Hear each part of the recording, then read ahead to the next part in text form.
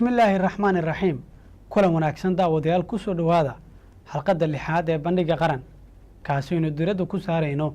dawlad wanaagga dib u heshiisiinta daryeelka bulshada dhaqaalaha waxbarashada deganaanshaha iyo nabadda bandhigan oo aad ka daawataan telefishinka STN ayaynu ku martiqaanaa mas'uuliyiin uu quseeyo hadba mowduuc aynu ka doodayno shaki kuma jiro in Soomaaliya ay wajahayso caqabad amni iyo mid siyaasad dowladda federaalka Soomaaliya waxay wax ka bedelaysaa awoodda ciidamada khilaafka kala dhaxeeya dowlad goboleedyada ismaandhaafka daba dheeraaday ee u dhaxeeya qabaa'ilka fikradaha halista ah ee colaadaha iyo rabshadaha xambaarsan ayaa waajib ah in dhalinyarada laga weeciyo dowladda oo ka warqabta in dhalinyaradu ay ku dagmayaan mabaadi'da guracan ayaa sanadkan qabatay kulan weyn oo looga hadlayo la dagaalanka fikradaha rabshadaha xambaarsan barnaamijka bandhiga maanta oo aan kula hadlayno indheergarad ka tirsan bulshada rayidka ayaynu ku dul istaagaynaa hanaanka lagula tacaalayo afkaaraha siloon ee saameeya bulshada haddaba sidee wax looga qaban karaa halista nagu xeeran waxaan goordhow idiin soo gudbin doonaa waraysi aynu la yeelanay wadaad caan ah oo si dhow ula socda mowduucan balse marka hore aan idinla wadaago waxyaabaha ku jira bandhiga waxyaabahaas ay saameeyeen waxa ka mid ah horta sideeda bulshadu way kala badan tahay boqolkiiba 75 bulshada dadka Soomaaliyeed waa dhalinyaro haddii dagaal sokeeyo dhaco cid ay saameynayso waa dhalinyarada haddii la qaxo cid ay saameynayso waa dhalinyarada sababtoo haddii la qaxo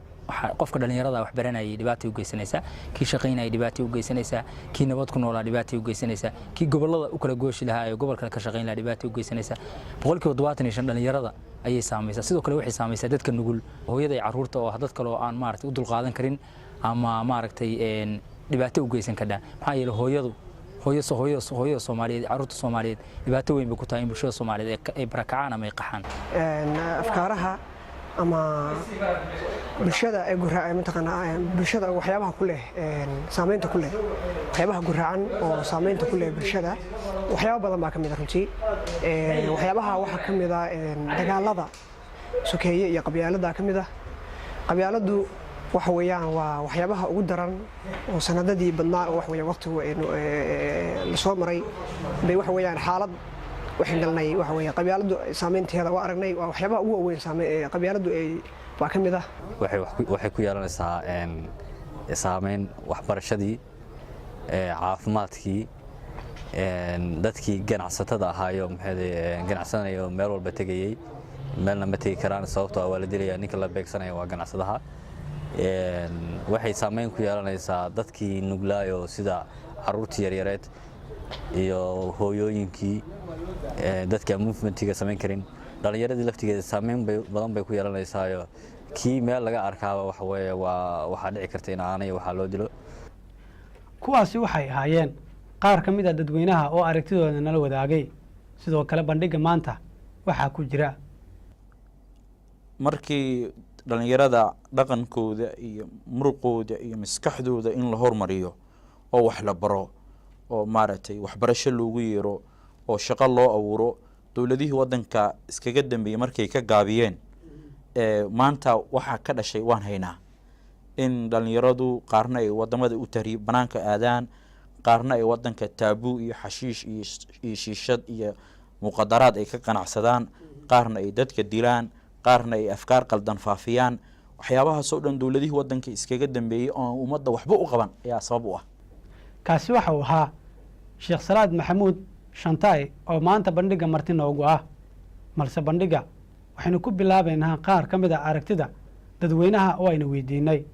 sidee ayay afkaaraha qalafsan u saameeyaan nolosha bulshada waana kuwan aragtidooda bismillaahi raxmaani raxiim magacaygu waa Khadar Abdulqaadir Jaamac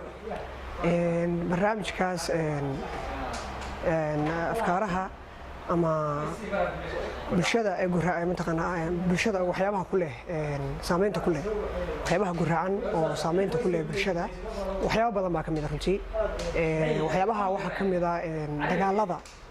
sokeeye iyo qabyaalada kamid ah qabyaaladu waxa weeyaan waa waxyaabaha ugu daran oo sanadadii badnaa wax weeye waqtigu la soo maray bay wax weeyaan xaalad waxaan galnay waxa weeye qabyaaladu saameynteeda waa aragnay waa waxyaabaha ugu waaweyn qabyaaladu waa ka mid ah waxyaabaha waxa ka mid ah sidoo kale guracan saameynta kulle bulshada waxa ka mid ah kufsiyada waxa ka mid ah dagaalada sidoo kale sukeeya aan sida sheegay waxyaabo badan baa iyaguna ka mid ah runtii oo u baahan in mataqaanaa wax laga qabto dadkeeday saameynta ugu badan u geystaan saameynta dadka u badan ee saameynta u geystaan waxa ka mid ah bulshada dhan horta saameyn u geystaan waxay si khaas ah u geysanayaan dhalinyarada waxay sidoo kale u geysanayaan haweenka waxa weeyaan waana runtii waa barnaamijyo caqabadooda iyo problemka iyo dhibtooda la arkay runtii waqtigii badnaa oo dheeraa ee gobol ku jirnay bismillaahir rahmaanir rahiim magacay waa Cabdikariim Haa Cismaan waxaan ka mid ahay dhalinyarada magaalada Qardho inta badan ka shaqeysa arrimaha bulshada aad iyo aad baan ku soo dhaweynayaa Soomaaliya 1991 hadii burburtay dagaal sokeeya la galay dawladnimadii baa burburtay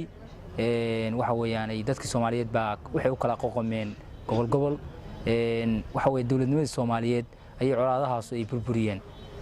sidoo kale waxa weeyaan midabta koorku de bulshada qofka dadka islaamka oo dhan waa simeeyeen waa walaalo diinta islaamku waa dad waxa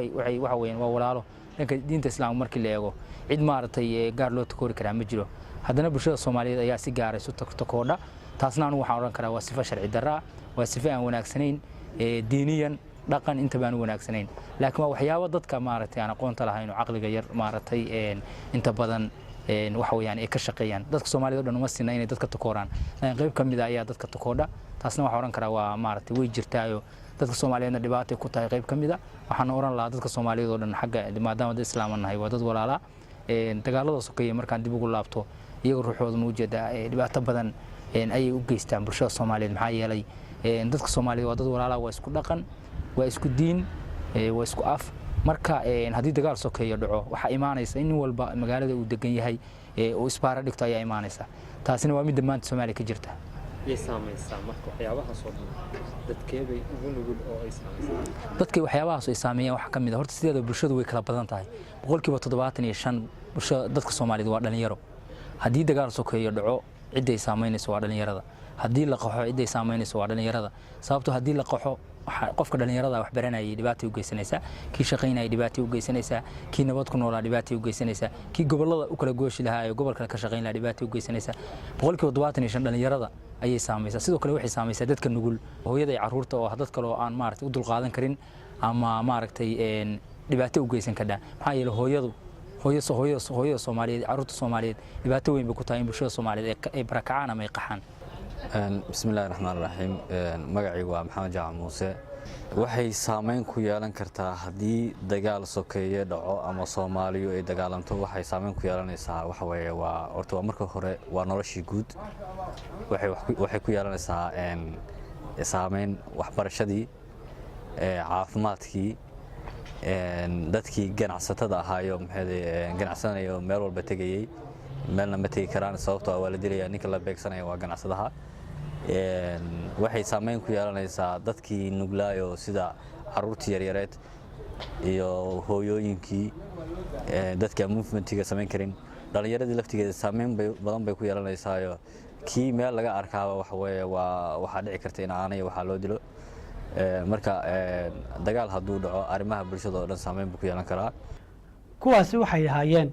qaar ka mid ah dadweynaha oo aragtidooda nala wadaagay adiguna daawade aragtidaada ama fikirkaaga waad nala wadaagi kartaa adigoo ka soo aragti dhiibanaya su'aashan maxay kula tahay in la sameeyo si looga guuleysto fikradaha rabshadaha xambaarsan aragtidaada ku soo dir lambarka gaaban ee 411 qaybaha dambe ayaan aqrin doonaa balse markan aan idinku duwo waraysi gaar ah oo aan la yeelanay Sheekh Salaad Shantaay kulan wanaagsan daawadayaal ku soo dhawaada barnaamijkan oo ku soo dhaweynaya Sheekh marka hore soo dhawow waan dhawahay bismillaahir rahmaanir rahiim alxamdulillaahi rabbil caalamiin ashhadu an laa ilaaha illa allah waliyus saalihiin ashhadu anna muhammadan cabduhu wa rasuuluhu wa bacdu marka koowaad ammaan iyo mahad aan dhammaad lahayn waxaa leeyahay weynaayna abuuray noogu deeqay diin dad loogu deeqo diintii ugu wanaagsaneed allah ayaa in badan mahadinaynaa huwa ahlu taqwa wa ahlu lmaghfira ilaahay naga boqo asagaa mudan dimi dhaaf lu weydiistanaya allah asagaa mudan marka labaad bahda t v-ga iyo kuule ayaan u mahad celinayaa iyo agaasimaha t v-ga iyo adiga anigoo ah maaragtay sheekh salaad maxamuud sheekh shantaay oo ka mid ah ducaadda magaalada muqdisho fursadda iyo jaaniska aad isiiseen waan igaga mahad celinaya. waa mahadsan tahay sheekh mar kalena waa kusoo dhaweynayaa barnaamijkeena ayaan gudageli doonaa. maxay tahay saameynta fikradaha qalafsan ay ku leeyihiin nolosha bulshada? su-aashaas jawaabdeyda waxaa daliil u ah oo sabab u keeni karo 3 shay markaan si ijmaala u duubno. kow jahlu can diinina, qodobka labaad albucdu can iddiin, qodobka saddexaad xubu dunya wa karaahiyat lmowt. ummaddu markay diinta islaamka baac dheer aynu ku lahayn amba ayna diyaar u ahayn inay diintooda dhuuxaan amba ay bartaan amba ay ehel u noqdaan waxyaabaha waddankeena ka jiro ayaa waxay naqanayaan wax joogto ah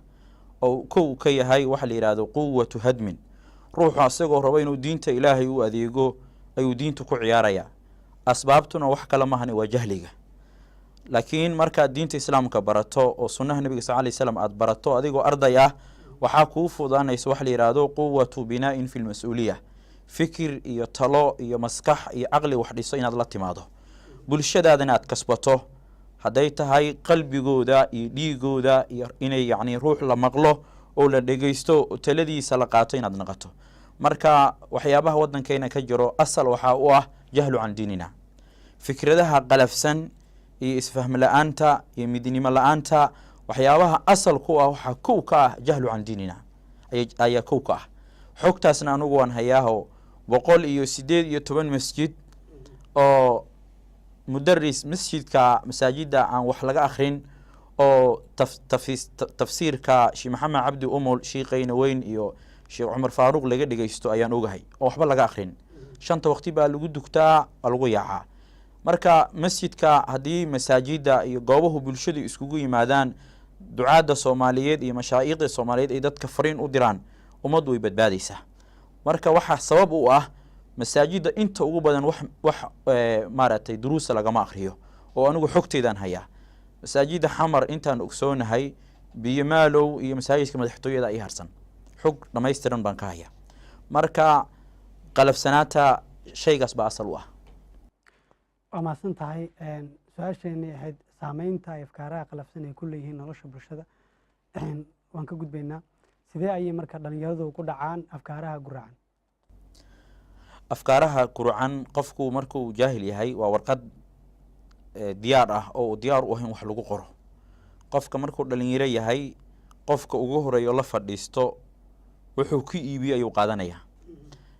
qur-aankune allahu jala wacala wuxuu tilmaamayaa inuu waana yahay. suuratu lghaashiya ayadda 21aad allahu jala wacala wuxuu tilmaamayaa qur-aanku inuu waana yahay. nabiguna sal lay slam inuu yahay waano. qur-aanku waa dikri, nabiguna sal lay slam waa mudakir. ilahi wuxuu leeyahy qur-aanka fadakir waani nabi muxamedow inamaa anta adigu mudakirun waani ayaa tahay. suuratu daariyaad ilahi wuxuu ku leeyahay mar kale wadakir waani fa ina dikraa waanadu tanfacu waxay anfici doontaa almu'miniina mu'miniinta biquluubi lmu'mina qalbiyada ilaahay ku xiran ay qoyan ay adduunku inuu qiimo lahayn adduunkuna uu yahay adduunyadan magacay leedahay adduunyo beenley baa la yidhahdaa. maalinna waad nooshahay maalinna waad dhimanaysaa. maalin waad faraxsan tahay maalin waad murugsan tahay. maalin waad caafimaad qabtaa maalina waad xanuunsan tahay. alxayaatu kuluhaa duruus, alxayaatu kuluhaa cibar, alxayaatu kuluhaa aayaad. adduunyadu ma dhamaystirna waa qabyo. marka ummaddu inay qur-aanka fahmaan ayaa asal u ah. allahu jala wacalaa qur-aanku wuxuu ku tilmaamay inuu hanuun yahay daawano uu yahay. suuratu lisraa ayadda 9aad ina hada alqur'aana yahdi lilatii hiya aqwamu. ilah wuxuu leey ina hada alqur'aana qur'aankani yahdi wuxuu hanuuniyaa lilatii dariiqadii ayuu dadka ku hanuuniyaa hiya iidu aqwamu ugu toosan. wayubashiru wuu bishaareeyaa almu'miniina mu'miniinta aladiina kuwaasoo yacmaluuna sameeya asaalixaati camalada waa wanaagsan ana lahum inay u sugnaatay ayuu ugu bishaareeyaa ajran kabiira ajr weyn. ummatulislaam waxaan ka hadlayna waa bulshada muslimka maanta wax kale kama hadlayna. bulshada muslimka ah qaabkii u badbaadi kartaa midnimadii la haysa jiray iyadoo maanta soomaalida joogto ay ka aqoon badneed bulshada xilligaa joogtay, iyadoo laga badnaay, iyadoo laga ilbaxsanaay, ayaa haddana waxaa jirta midnimaa jirtay. waxyaabaha midnimada loo waayo wax kale maaha. ummatulislaam markuu nebigu sal ly slam uu la dardaarmayey 2 shay buu ugula dardaarmay. waa ummatulislaam yaa u dardaarmay nebigii allahu jala wacala uu soo diray.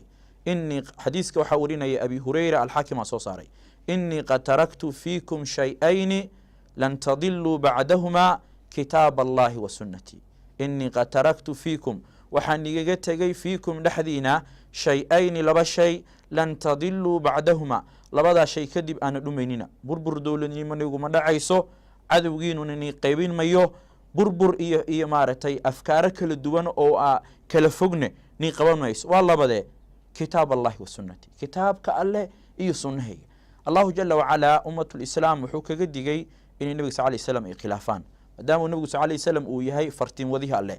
waman yushaaqiqi rasuula min bacdi ma tabayana lahu lhudaa wayatabic gayra sabiili lmu'miniina nuwalihi ma tawalaa wanuslihi jahannam wasa'ad masiira.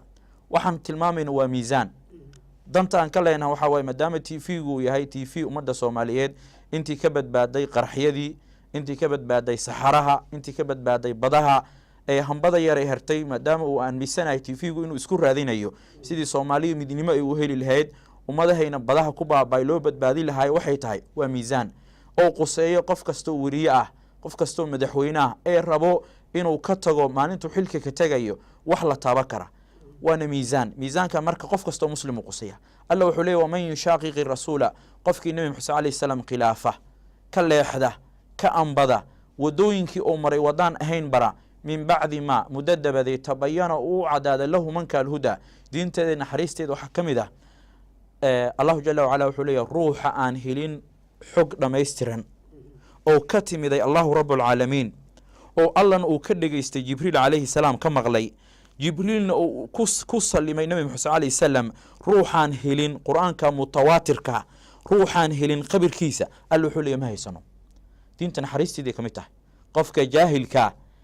ee aan xog haysan, ilahi wuxuu leeyahy ma haysano. min bacdi ma muddo dabadeed tabayana uu u cadaada lahu manka alhudaa hanuunka, oo yatabic raaca gayra sabiili lmu'miniina, mu'miniinta jidkooda jid aan ahayn, nuwalihi waxaan gacal kaga dhigaynaa maa tawalaa cidda uu gacalsado, wanuslihi jahannam, jahannamana waan gelinaynaa. alla wuxuu leeyahy waa saa-aad waxaa xumaatay masiira, jahannama ay xumaatay walciyaadu bilah. idan marka waxaa muhima, nabiguna sal lay slam adduunka aan maanta joogno fartuu ku fiiqay. yuhuud baa la weydiiyey, wuxuu ihi 71 firqay u qaybsamee. nasaara la weydiiyey, wuxuu ihi 72. ummaddan baa la weydiiyey, wuxuu ihi 73 firqo ayay u qaybsamaysaa.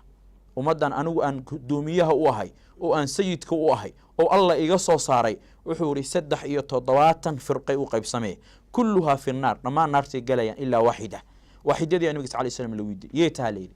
qaaluu man hiya yaa rasuula allah. wuxuu nabigu ku jawab sal lay slam, wuxuu ihi maa ana calayhi alyawma wa asxaabii, maanta oo aan dhexdiina joogo aniga iyo asxaabteeda. marka waxa lagu badbaadaya waxay tahay noloshii nebi moxamed salawaatu rabbi wasalaamu calayhi iyo saxaabadiisa inaan ka run sheegno. saxaabadii weligood qof muslima maysan dhibin,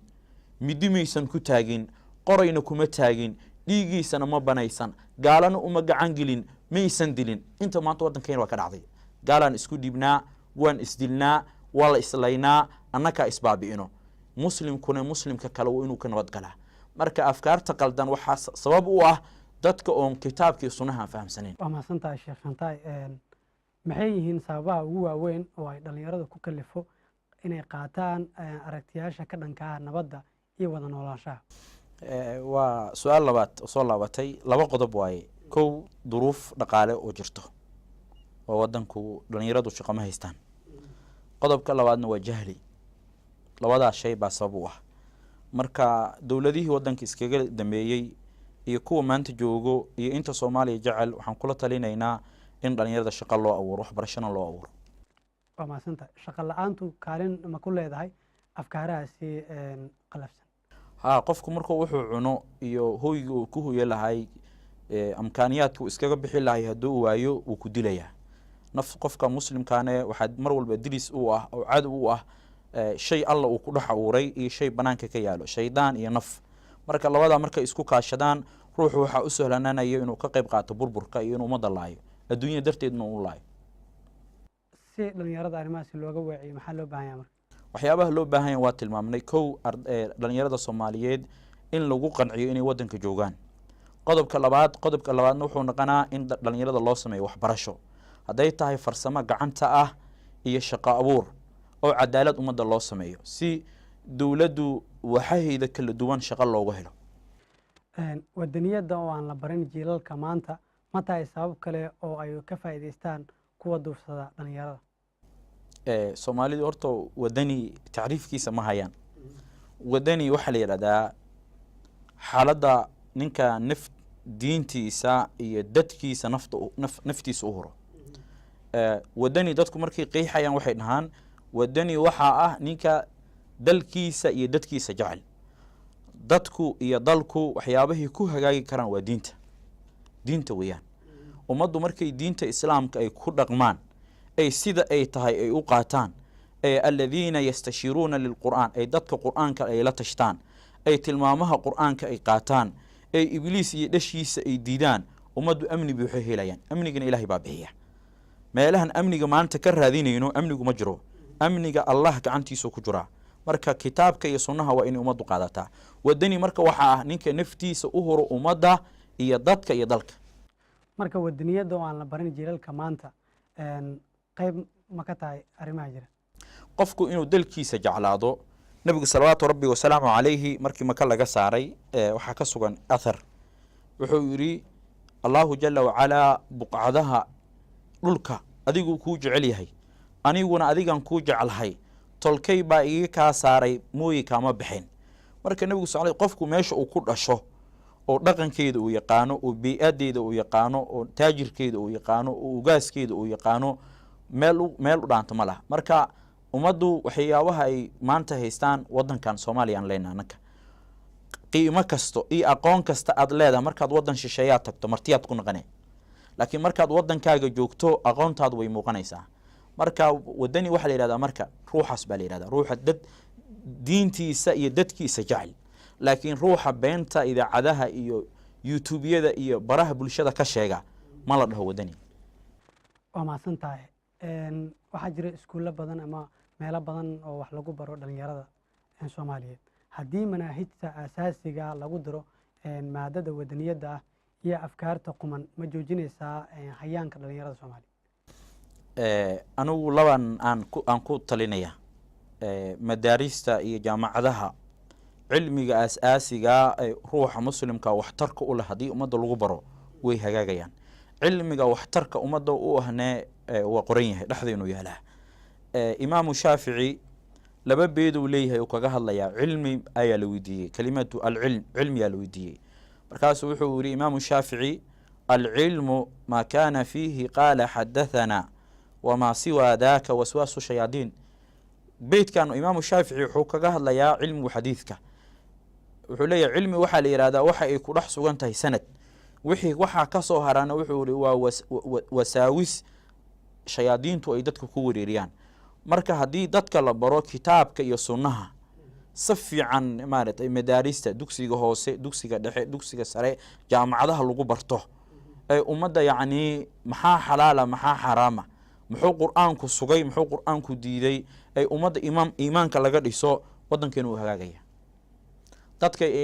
dadku inay isdilaan amba ay tahriibaan amba maaragtay la islaayo amba cadaalad daro la isku sameeyo ama wadankeenu qabyaalad mar walbo dowlad la dhiso la yiraahdo looma dhamo waxyaabaha keeni kara waxa ugu horeeya iimaan la'aan. marka waxyaabaha iimaanka dhisan waa diinka. cilmiga rasmiga waa cilmiga. waa tahay dowladdu waajib ku tahay marka inay sameyso qorshayaal looga hortagayo fididda afkaaraha qaldan. dowladdu waajib waaye. dowladdu waxay dowlad ku tahay waxay tahay inay maaragtay xifdu diin inay diinta ilaaliso muwaadinka Soomaaliyeed naftiisa ay ilaaliso maalkiisana ilaaliso. marka maalka iyo nafta iyo caqliga iyo cirdiga iyo nasabku waxay badbaadayaan markii la helo wax la yiraahdo xifdu diin. markii diinta la ilaaliyo inta way badbaadayaan. maxay dowladdu ka qabtaa in dhalinyarada laga weeciyo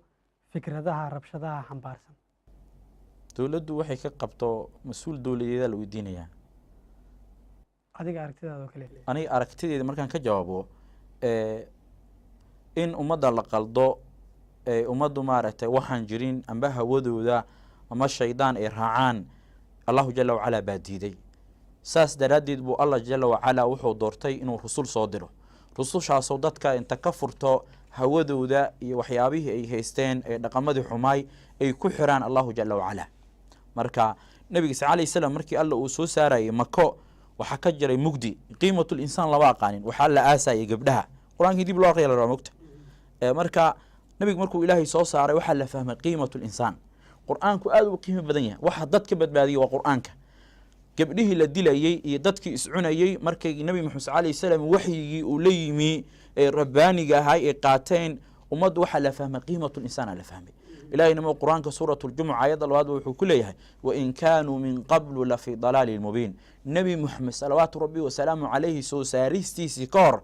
carab iyo xilligaa bulshadii joogtay yuhuud iyo nasaaro waxay ahaayeen taxta sifir dad diin la-aanay ahaayeen mugdiyaa lagu jiray qalin wax lagu qorana ma alin warqad qalin iyo warqadna ma jirin qiimatul insaanna lama fahamsanayn marka waxaa soo baxday saxaabadii nebi maxamed sal alayh salam oo oos iyo khasraj oo 120 sano isdagaalaya culummada qaar tafsiirka saas bay leeyihiin qaar waxay leeyihin 45 sano marka waxaa yimiday markay qur-aanka ay qaateen ansaar iyo muhaajiriin ay naqdeen qur-aanka walaleeyey marka ummadda waxa isku keeni karo ay ku midoobi karto waxaa waaye kitaabka allah oo si dhaba loogu rum sheego iyo sunaha nebiga sal alayh salam maxay ahayd in la sameeyo si hoos loogu dhigo tirada dhalinyarada ku marin habaabaysa fikradaha qalafsan dhalinyarada qalafsan markii dhalinyarada dhaqankooda iyo muruqooda iyo maskaxdooda in la hormariyo oo wax la baro oo maaragtay waxbarasho loogu yeero oo shaqo loo abuuro dowladihii wadanka iskaga dambeeyey markay ka gaabiyeen maanta waxaa ka dhashay waan haynaa in dhalinyaradu qaarna ay wadamada u tahriib banaanka aadaan qaarna ay wadanka taabuu iyo xashiish iyo shiishad iyo muqadaraad ay ka qanacsadaan qaarna ay dadka dilaan qaarna ay afkaar qaldan faafiyaan waxyaabahaasoo dhan dowladihii wadanka iskaga dambeeyey oo ummadda waxba u qaban ayaa sabab u ah maxay tahay marka in la sameeyo si hoos loogu dhigo waxyaabahaasoo dhan waxyaabahaasoo dhan waxaa asal u ah 4 qodob oo muhiim ah markaan maadaama aan rabo inaan ummadda u faa'iideeyo 4 qodob oo muhiim ah aas u ah qodobka koowaad waxa weeyaan in la iscafiyo la saamaxo qodobka labaad waxa weeyaan wadankan in maaragtay taladiisa iyo qorshihiisa iyo sharcigiisa alla dejiyey in alla loogu dameeyo in alxukmu ila lillahi in qorshaha iyo talada alla la qaato qodobka saddexaad waxa weeyaan dhalinyarada wadanka ku baaba'ayso dowlad tiimka maanta joogo il gaar ay ku ilaaliyaan ay fiirsadaan ay ka faa'iideystaan ay tuujiheeyaan ay shaqo u abuuraan qaar haddii wax kale la waado farsamada gacanta lagu mashquuliyo shaqo loo abuuro wadanka inay leeyihiin la tuso taladooda la dhegeysto fahmaysaa qodobka saddexaadna waxa weeye in maaragtay wadankan maaragtay xaaladiisa qodobka ugu hore ugu muhiimsan uu ka baaba'san yahay waa cadaalad dadka la tuso marar badan waxaa ku celcelisay Soomaaliya cadaalad aysan ka jirin sidee lagu heli karaa marka cadaaladaas cadaalad waxaa lagu heli karaa cadaaladdu way degsan tahay ilaahay baa dejiyey in allah iyo rasuulkiisa looga dambeeyo dadkii la dulmiyey saxaafadda Soomaaliya waxaan dhowr maalmood ka hor ka daawanayay gabar 32 sano gurigay leedahay ag maraysay markii gurigeedii lagu wareejiyeyna ooysay aad u ooysay marka hantida la kala haysto ma guurtada in la isku celiyo dadkii la dulmiyey ruuxii wax dulmiyey ruuxuu dulmiyey hadduu nool yahay inuu intuu u tago cafis weydiisto hay-atu lqadaa iyo hay-atu tanfiidna ee ummadda u muujiyaan cadaalad la taba karo ayaa loo baahan yahay waxa laga rabana cadaaladda inay muuqato ay muujiyaan oo madaxda ayaa laga rabaa maxay tahay kaalinta maqaawiirta bulshada ay ku xadidi karaan afkaaraha xun horta waxaan rabaa jaaniska inaan ka faa'iidaysto nin dhaqana culamaa u diinka iyo dhaqanka haddii aan Soomaaliya qababkii u taqaan aan u sheego nabadoonada wabarada ugaasiyada boqorada ducaada culamaa u diinka bulshada inta wax garato maanta qaarna waa la bahdilay lacagtu dareemka dishaa markaad ummadda iibsato mustaqbalkooda iyo ayatiimkooda bulshada qaabkaad u hortegi lahayd damiirkaa kuu diidaya laakiin bulshada waxyaabaha cadaaladda soo kici karo oo soo celi karo waxaa ka mid ah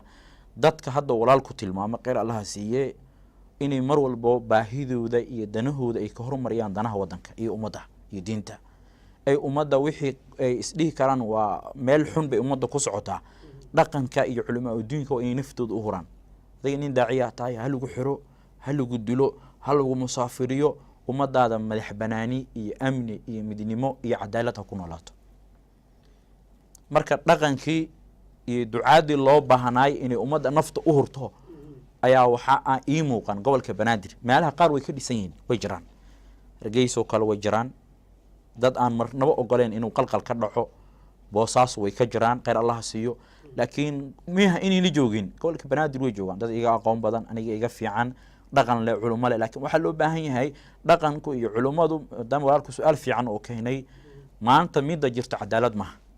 mithaal ninka dhaqankaa ee markii sanadka 4 sano dhamaato beeshiisa la yiraahdo adigaas ugaas ka ah nin xildhibaana lagaaga rabaa booskii dowladda nii matalo nin boorso doolar wato markuu yiraahdo 20 kuna ku siiha madax la wareego nin aan qorin oo aan aqrin oo aan salaadin oo aan soomin maalintiina u tahay habeenkiina ay maalin u tahay hadduu ummadda hor keena waddankuma soconayo laakiin ruux iimaan leh ay aakhire ka fikiraya muslimku sidiisaba ogow wuxuu ka fikiraa fii maa bacda almowt geeri kadib uu ka fikiraa haddaad dhimato ma badbaadi doontaa haddaad dhimato ma badbaadi doontaa ruuxa ka fikiraya ayaa la rabaa ugaaskuuna ummadda horgeeyo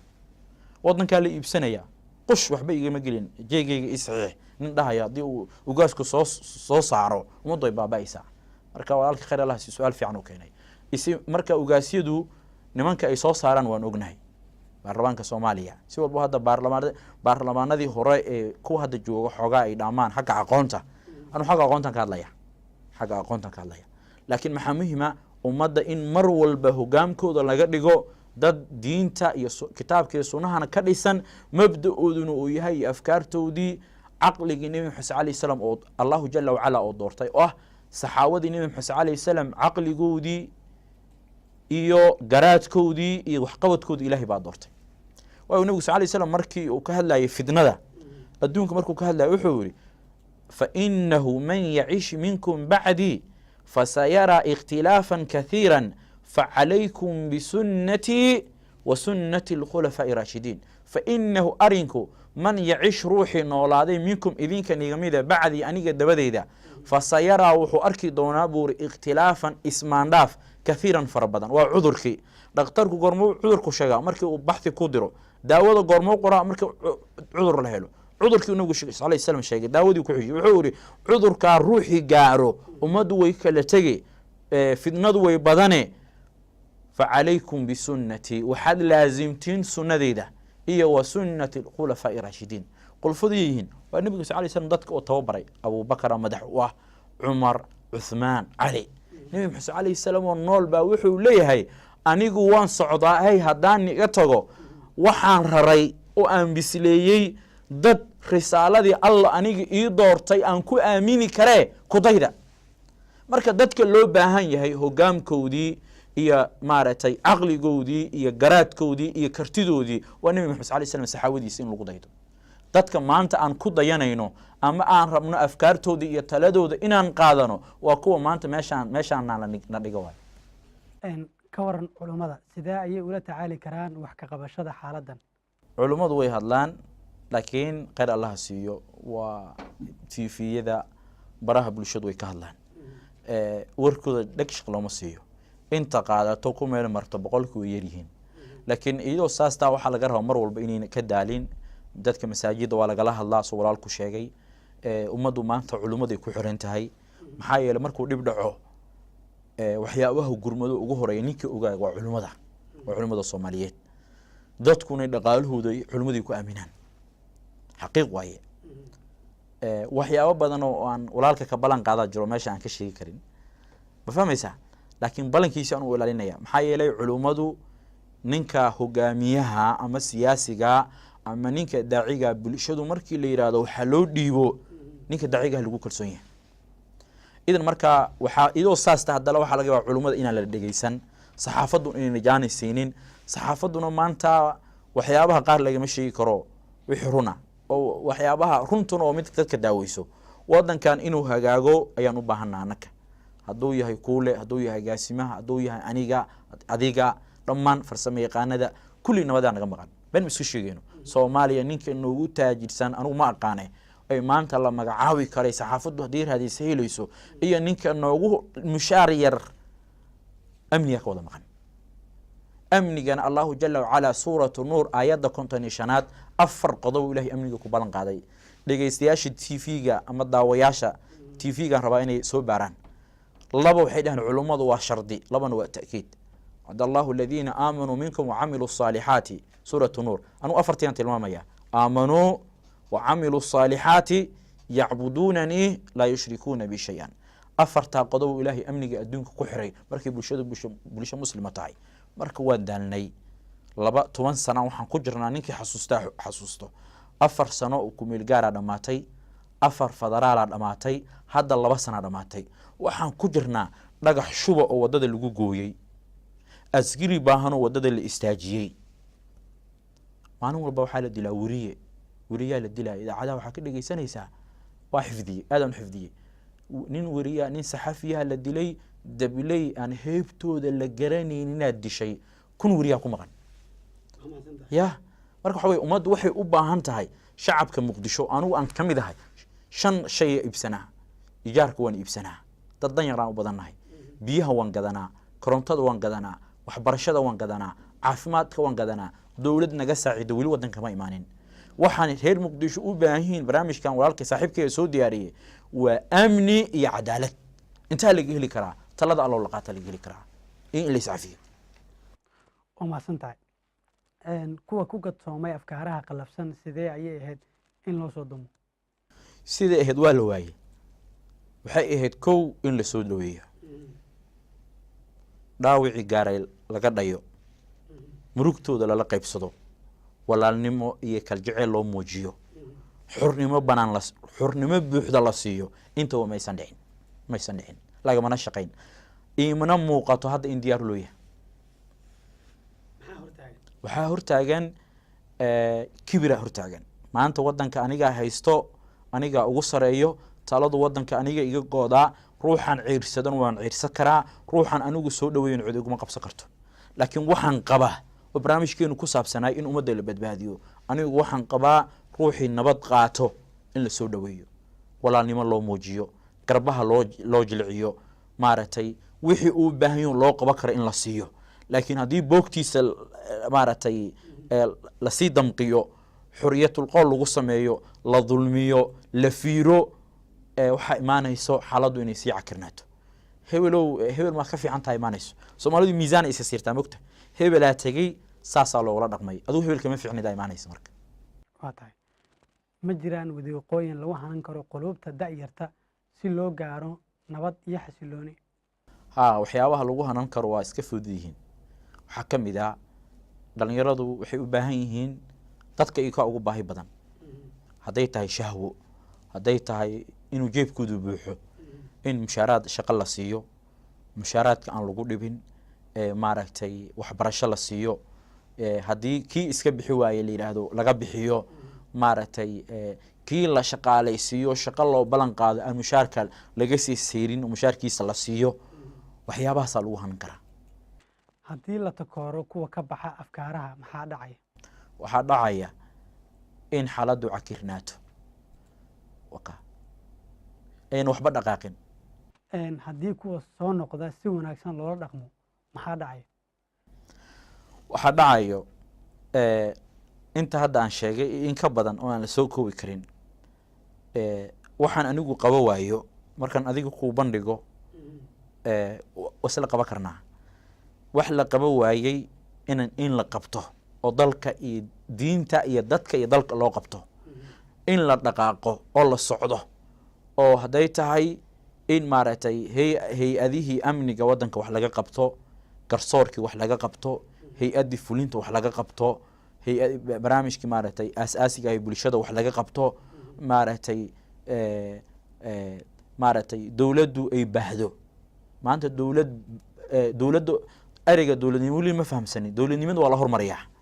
dowladnimada waa la hormariyaa meelaha qaar markaad tagto degmooyinka hadda anigu aan deganahoo kale kaaraan iyo yaaqshiid iyo suuqa xoolaha iyo tawfiiq dowladaa ka jirto ma dhehis macawisliyaa joogto dadkaa lagu dilaa waa lagu dhacaa waa lagu boobaa marka waxa weeyaan in dowladnimada la baahiyo ayaa ka dhalan karta shayga maalinta dowlad walba wadanka timaadan ay u baahan tahay mucaaradkuna ay ku eedeen waxa waaye dowladnimada lama baahin dowladnimada marka in la baahiyo waxay ku xiran tahay ruuxii yimaado amba laysdhihi karo xagga militariga loo kaasho karaa ama aqoona loo kaasho karaa ama bulshada wacyigeli karaa in lasoo dhaweeyo sidee lagu baahin karaa marka dowlad wanaag dowlad wanaag waxaa lagu baahi karaa in beenta la iska dhaafo dadka runta loo sheego waxaan jirin ninka mas-uulka ah inuuna ummadda u sheegin waxaan la qaban inuu dhihin waa la qabtay ma fahmaysaa in ummadda xaqiiqa xilligaa taagan loo sheego waxaan rabaa inaan jaaniskan ka faa'iidaysto nabigu sal alay wasalam waxaad i weydiinaysa waa midnimada ummadda nabigu salawaatu rabbi wasalaamu calayhi midnimada ummadda intoo dhigay qodobkaasaa rabaa inaan aada uga faa'iidaysto nabigu salawaatu ullahi wasalaamu calayhi bulshadii u yimid wuu mideeyey ayakoo midaysan uu ka tegey nabigu sal alay wasalam wuxuu gaarsiiyey deegaan ama degmo ama magaalo markay ku heshiyaan inay maamul samaystaan ay shaksiyaad doortaan ay samaystaan kitaabka iyo sunnaha ay isku maamulaan kitaabka iyo sunnaha ay isku maamulaan haddii shaksiyaad ay kaga yimaadaan wadamada gaalada ama reer galbeedka ay boorso lacaga inta la yimaadaan ay dadka ku kala dilaan nabigu sal alay slam wuxuu ku yidhi midnimada ummadda meesha la gaarsiiyey aada u dhegeyso wuxuu nabigu sal alay wasalam man aataakum wa amrukum jamiicun yuriidu an yufariqa jamaacatakum faqtuluuhu ruuxii nii yimaado idinkoo midaysan amarkiinu iyo taladiinuna ay midaysan tahay ay doonaya inuu nii kala dilo ay rabo inuu kala dilo midnimadiina iyo wadajirkiina wuxuu nabigu sal alay wasalam uu ku taliyay in la dilo ruuxa waa midnimada ummadda midnimada ummadda weeyaan meesha la gaarsiiyey in ummadda la kala dilo oo lacag lagu kala dilo oo ummadda waxaan jirin loo sheego oo ummadda kitaabka iyo sunnihii shacabkii soomaaliyeed iyakuu leeyihiin waan daalnay talada ilaahay baa le siduu alla u leeyahay abuurka iyo dhimashada iyo tasarufka aan cidu ku haysan ayuu alla wuxuu u leeyahay talada in ilxukm ila lilahi waxay culummadu dhahaan man xakama bigayri sharci illaahi fa huwa daaquud qofkii waxa alla uu dejiyey alla oo koomka u doortay rusushana u soo diray waxaan ahayn ruuxii wax ku maamulo waa daaquud adduunkan marka ilaahay miisaan u sameeyey miisaanka uu ku kala socdo ilaahay markuu adduunka doortay miisaanka ugu horeeya uu sameeyey maxay tahay waa tawxiidullahi laa ilaha illa allahu nafyi ihbaaday ka kooban tahay marka waxa weeyaan ummaddu way daashay waxay ummaddu daalka kaga bixi kartana midnimadii ummadda soomaaliyeed in ugu hanan karo waxa weeyaan ummadda in cadaalad loo sameeyo kitaabkiiyo sunnaha ummadda lagu maamulo ciidan soomaaliyeed oo heybad leh oo sharaf leh oo mushaar leh oo gundho leh in waddankan loo dhiso waa mahadsan tahay gabagabadii barnaamijka ayaynu ku sii sekanaynaa maxay kula tahay in lagu xallin karo dhammaan dhibaatooyinka horseeda afkaaraha qalafsan dhammaan waxay ila tahay in lagu xali karo toobo iyo istikfaar inaan la nimaano ilaahay baan qalad ka galnay waxa ilaahay qaladka ka galana waa basharka bani aadamkana allah wuxuu abuuray inuu dimbaabo xadiis buu nabigu wuxuu sal slam wuxuu ku leeyahay low lam tudnibuu ladahaba allahu bikum wajaءa biqowmin yudnibuuna fayastakfiruuna allaha tacaala fayakfiru lahum haddaana ahaan lahayn kuwa aan dunuubta ku dhicin ee dunuubta ka dhoorsada allah wuxuu la imaan lahay kuwa idinka inta nii tirtiro ayuu alla wuxuu la imaan lahay kuwa dimbaaba ay dunuubta ku dhaca markay dunuubta ku dhacaan ilaahay istikfaar ilaahay tooba dimi dhaaf weydiisto ilaahay inuu dimi dhaafa xadiisku ma cadaynayo dadku inay dimi si wala kala u galaan laakiin basharka alla wuxuu u abuuraba inay dimbaawaan basharnimadayna ka mid tahay haddii aan dimbaawi weynamo basharnimadaan ka baxaynaaba laakiin waxaa muhima markaan kusoo gabagabayni inaan dhexdayna iscafino marka koowaad inaan dhexdayna iscafino waxaan kala haysano oo muuqdo oo xanuun keeni karo oo ruuxu markay u muuqdaan oo damqanayo aan isku celino hadday qool tahana aan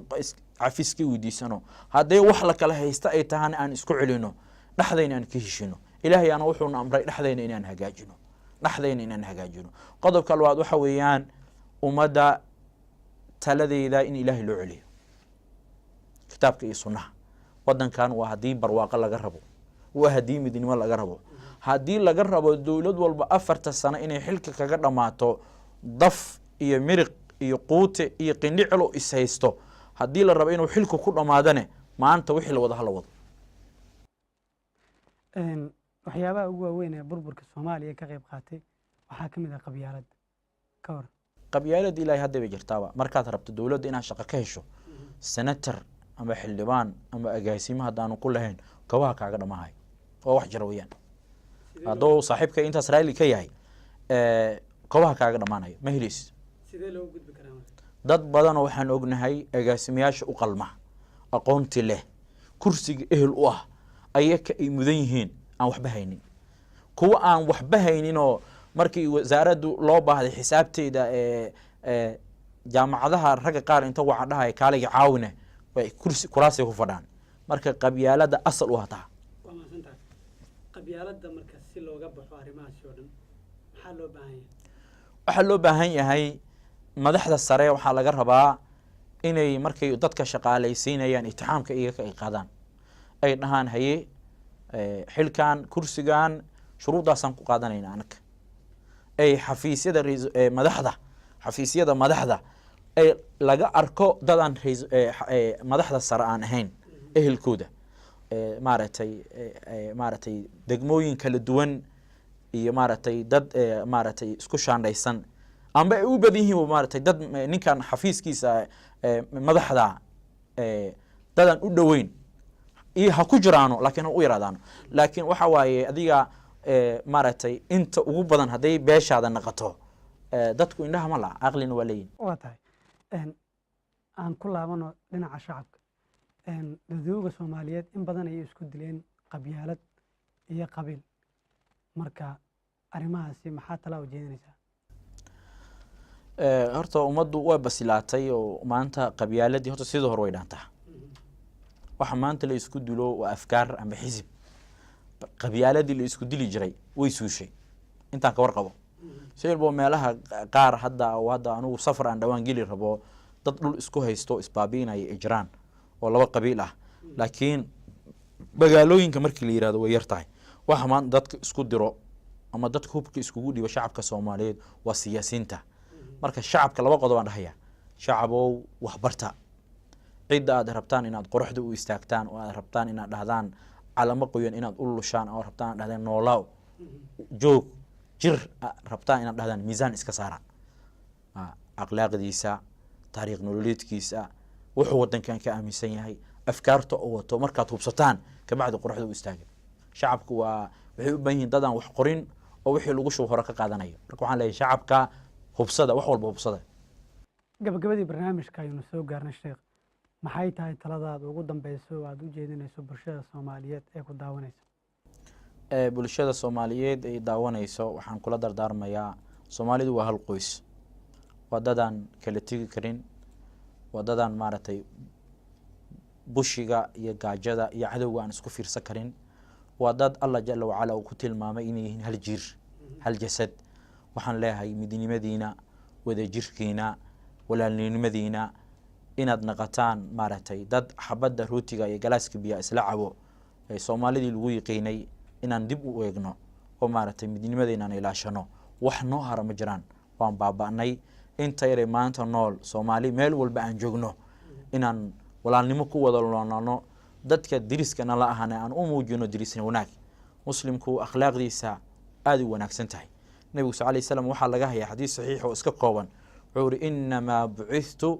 liutammima makarim al-akhlaq Allah wuxuu ii soo diray dhamaystirka iyo kaamilka akhlaaqda wanaagsan marka dadkana diriskana la ah haday ajnabi yihiin iyo haday wax kale yihiin aan u ogolaano wala dirisnimo iyo xaq dhor marka muslimka dhabta nabiga sallallahu alayhi wasallam sifeeyay waa midka afkiisa iyo gacantiisa laga nabad galo markay ummaddu carabkaaga iyo gacantaada ay ka nabad galaan adigana ilaahay ku badbaadinaya. marka ummadda waxaan kula dardaarmayaa inaan lagu fududaanin burburka wadanka, ummadda in la kala dilo, ummadda in la kala gooyo, ummadda in looga sheekeeyo hebel adaa hebel ka fiican. dadku waa walaalo. ummadda Soomaaliyeed meel walba ay joogaan iyo gobol kasta ay joogaan iyo tuulo kasta ay joogaan waa dad isdhex maro, waa dad hal qoys ah. marka ummadda waxaan kula dardaarmayaa midnimadooda inay soo ceshtaan ay midoobaan. kaasi waxa uu ahaa Sheekh Salaad Maxamuud Shantaay, aad ayuuna u mahadsan yahay. waxaan goordhow gudageli doonaa aragtida daawadayaasheenna ee aan weydiinay su-aashan: maxaa loo baahan yahay in la sameeyo si looga guulaysto fikradaha rabshadaha xambaarsan? balse markan aan ku nasanno qadar yar oo dhextaala.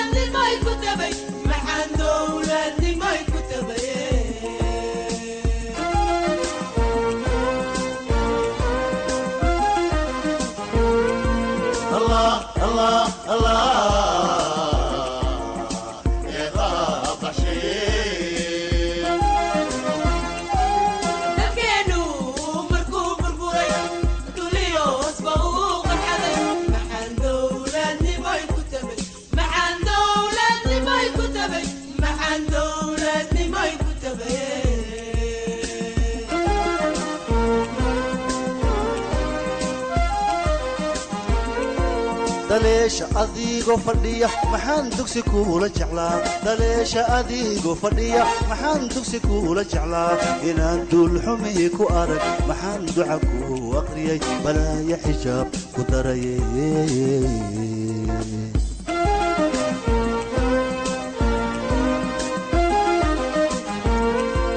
daleesha adigoo fadhiya maxaan dugsi kuula jeclaa daleesha adigoo fadhiya maxaan dugsi kuula jeclaa inaan duul xumi ku arag maxaan duca ku aqriyay balaaya xijaab ku daraye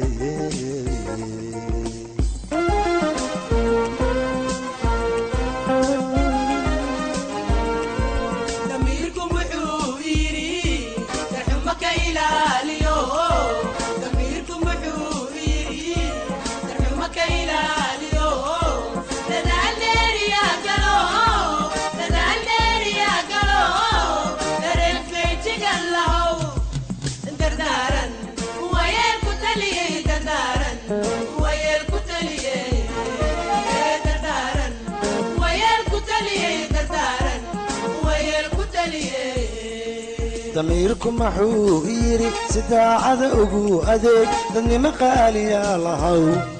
damiirku maxuu yiri sidaacada ugu adeeg dadnimo qaaliya lahaw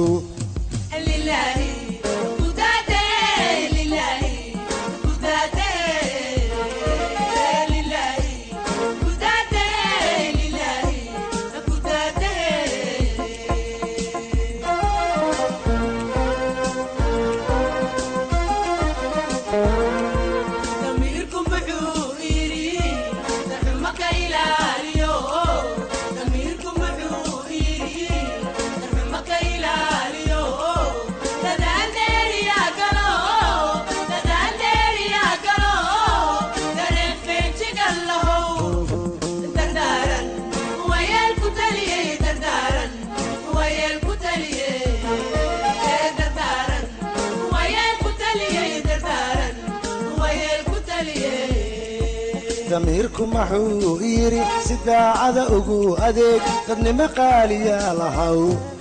damiirku maxuu yiri sidaacada ugu adeeg dadnimo qaaliya lahaw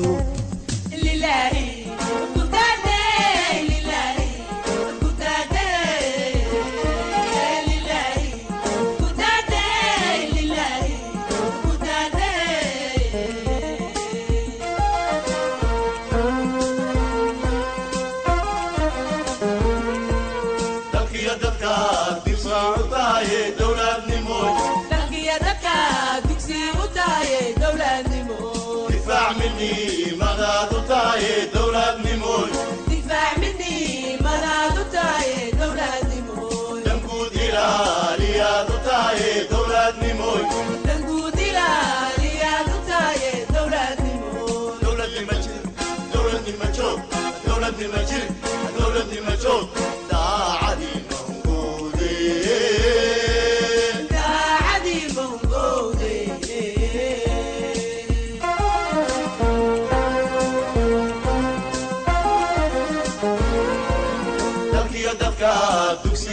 tahay dowladnimo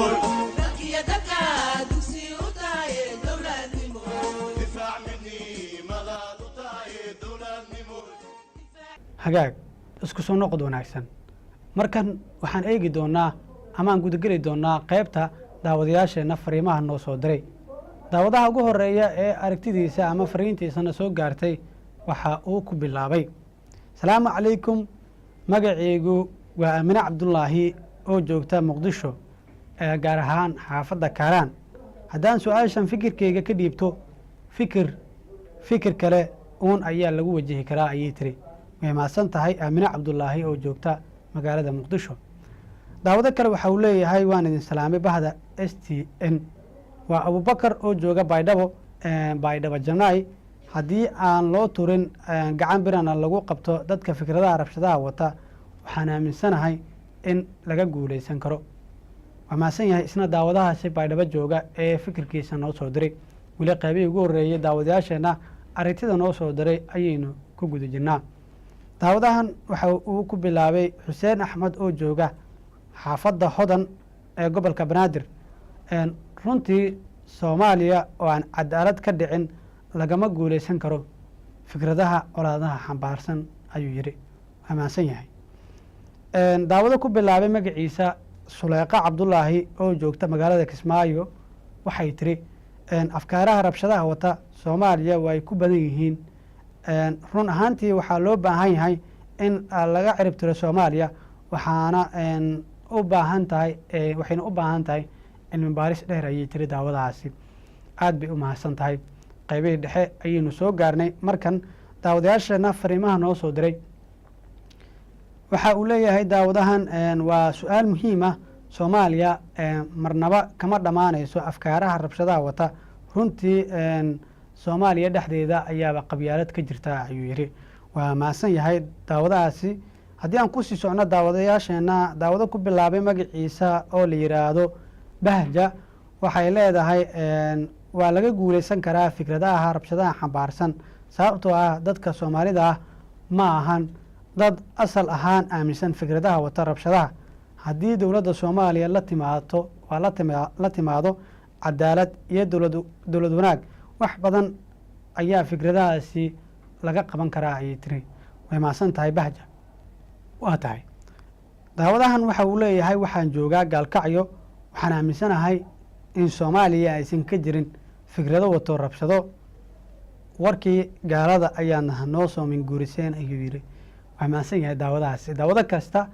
fariinta uu noo soo diray halkan ayaana ka aqrin doonaa waana soo dhoweynaynaa daawadahan waxa uu leeyahay annagoo soo gaarnay qaybihii ugu dambeeyey ee barnaamijkeena waa ayaan oo joogta kaaraan soomaaliya intii laga helayo ciidamo awood badan oo qaranka difaaca waxaan qabaa inaan laga guulaysan karin runtii ayay tiri waa mahadsan tahay daawadahaasi waxa uu ku bilaabay daawadahan waan islaamay bahda s t n soomaaliya hadda waxay cagta saartay wadadii ay uga guulaysan lahayd fikradaha xunxun dowladda ayaana ka shaqaynaysa habeen iyo maalin sidii loola dagaalami lahaa fikradahaasi